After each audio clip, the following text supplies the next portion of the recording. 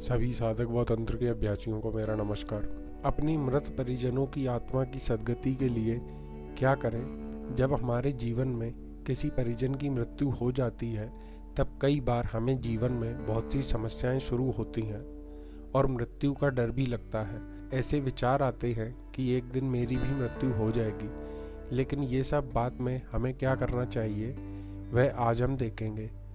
मृत्यु के भय को समाप्त करने का केवल एक ही मार्ग है, वह है साधना। इसलिए यदि आप साधना मार्ग पर चलेंगे तब आपको मृत्यु क्या है यह स्वतः समझ आ जाएगा और मृत्यु का अनावश्यक भय भी शांत हो जाएगा। आज हम ये देखते हैं कि यदि हमारे किसी परिजन की मृत्यु होती है तब हमें क्या करना चाहिए। यहाँ मैं कहना चाहता हूँ कि किसी की मृत्यु होते ही नहीं, सिर्फ शरीर छूट जाता है। अपने किसी करीबी की मृत्यु पर हमें दुख होता है और कई बार हम कुछ ऐसी गलतियां भी कर देते हैं जिससे उस जीव को, जिसका शरीर छूट चुका है, तकलीफ होती है।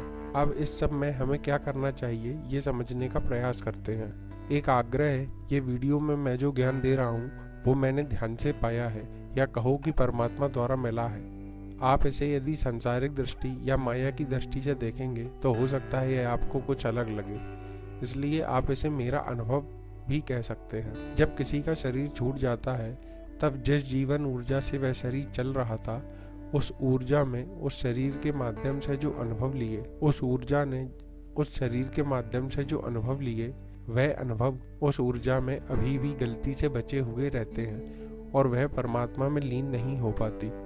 जैसे व्यक्ति ए का जन्म हुआ, अब उसके मन में ये बातें संग्रहित हो गईं कि मेरा नाम ए है, मुझे ज़्यादा खाना पसंद है, मुझे ये भाषा आती है, मैं इनसे प्रेम करता हूँ, इनसे नफरत करता हूँ, आदि कई बातें उसके मन में संग्रहित हो सकती हैं। इस तरह के सभी अनुभव उस ऊर्जा में बचे हुए रहते हैं और शरीर छूटने के बाद भी वो खुद को वही मानता रहता है। यही उसके कर्म है जो उसकी आगे की गति का निर्धारण करेंगे। यही उसके कर्म है जो उसकी आगे की गति का निर्धारण करेंगे। तभी आपने कई बार देखा होगा कि जिन लोगों को कोई आत्मा पकड़ लेती है वे दूसरी भाषा में बात करने लग जाते हैं, भले ही उन्हें वह भाषा ना आती हो। जब आत्मा का प्रभाव हटता है तब यदि उनसे पूछो कि वो उस भाषा में कैसे बात कर रहे थे तो वो कहते हैं कि हमें नहीं पता।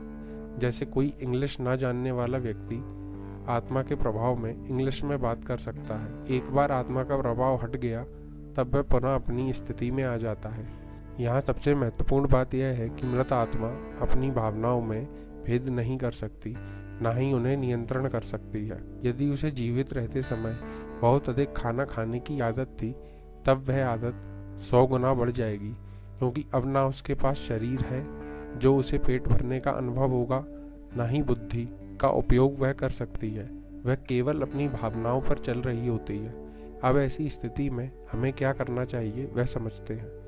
जब किसी की मृत्यु होती है तब दो भाग होते हैं, एक वह व्यक्ति जिसकी मृत्यु हुई है और दूसरे उसके परिजन। अब यहाँ सबसे बड़ी गलती जो कई बार लोग करते हैं, यदि वो व्यक्ति उनका कोई अपना था तब वो बाद में दुखी होते रहते हैं और इस तरीके की भावनाएं करते रहते हैं कि यदि आज वो जीवित होता तो मुझे ये तकलीफ नहीं हो रही होती।